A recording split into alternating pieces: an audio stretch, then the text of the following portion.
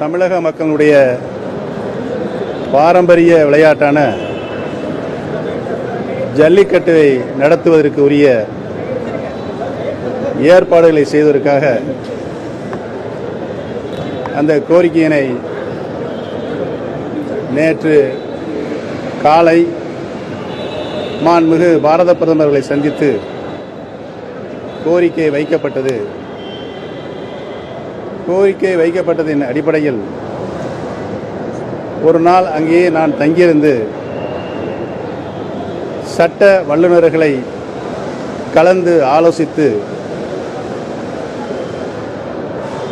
ஜல்லிக்கட்டை மீண்டும் நடத்துவதற்குரிய அவசர சட்டத்தினை சட்ட திருத்தத்தினை கொண்டு வருவதற்குரிய ஏற்பாடுகளை நேற்று அதற்குரிய முன்னேற்பாடுகளை செய்து முடிக்கப்பட்டிருக்கிறது.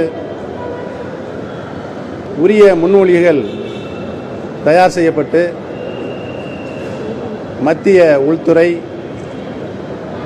சட்டத்துறை, வன மற்றும் சுற்றுச்சூழல் துறை அவர்களுடைய ஒப்புதலை பெற்று இன்று மாலை இந்திய குடியரசுத் தலைவருடைய ஒப்புதலுக்கு அனுப்பி வைக்கப்படும்.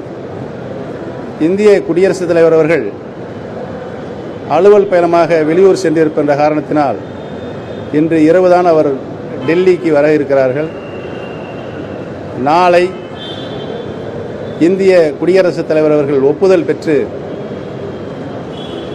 நம்முடைய மாநிலத்தினுடைய ஆளுநருடைய மூலமாக உரிய சட்ட திருத்தம், அவசர சட்டம் பிறப்பிக்கப்படும் என்பதனை நான் தெரிவித்துக் கொள்கிறேன். தமிழக மக்கள் மட்டுமல்லாமல் உலகத்திலே வாழ்கின்ற அத்துணை மக்களுடைய விருப்பத்திற்கு ஏற்றபடி நாளை அல்லது நாளை மறுநாள் அவசர சட்டம் என்ற மகிழ்ச்சியான செய்தி வரும். உறுதியாக தமிழகத்தில் ஜல்லிக்கட்டு நடைபெறும்.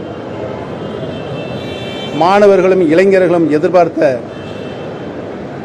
அந்த வாடிவாசல் விரைவில் திறக்கப்பட்டு ஜல்லிக்கட்டு காளைகள் துள்ளி குதித்து வெளியே வரும் என்பதை மகிழ்ச்சியோடு தெரிவித்துக் கொள்கிறேன்.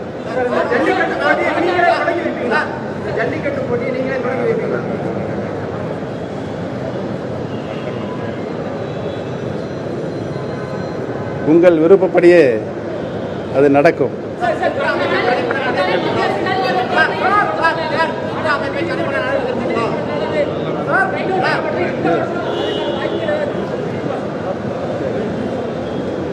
எதுவுமே ஒரு நம்பிக்கையின் அடிப்படையில் தான் செய்கிறோம்.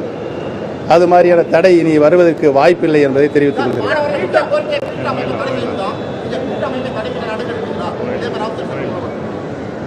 எந்த தடை வந்தாலும் அதை நீக்குவதற்குரிய சட்டத்தின் மூலமாக நீக்குவதற்குரிய வழிவகைகளை தமிழக அரசு உறுதியாக செய்யும் என்பதை தெரிவித்துக் கொள்கிறேன்.